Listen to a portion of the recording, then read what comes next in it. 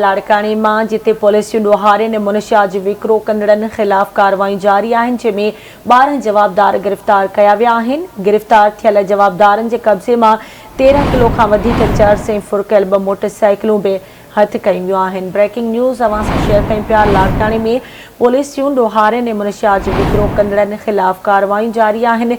12 जवाबदार गिरफ़्तार कया विया आहिनि। गिरफ़्तार थियल जवाबदारनि जे कब्ज़े मां 13 किलो खां वधीक चर्स ऐं फुरकियल 2 मोटरसाइकिलूं हथ कयूं वियूं आहिनि।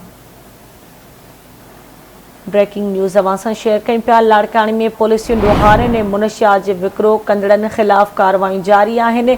कार्रवाइनि में 12 जवाबदार गिरफ़्तार कया विया आहिनि। गिरफ़्तार थियल जवाबदारनि जे कब्ज़े मां 13 किलो खां वधीक चर्स ऐं फुरकियल 2 मोटरसाइकिलूं हथ कयूं वियूं आहिनि।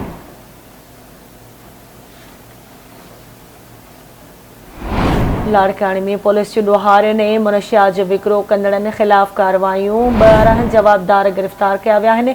गिरफ़्तार थियल जवाबदारनि जे कब्ज़े मां 13 किलो खां वधीक चर्स ऐं फुरकियल 2 मोटरसाइकिलूं हथ कयूं वियूं आहिनि।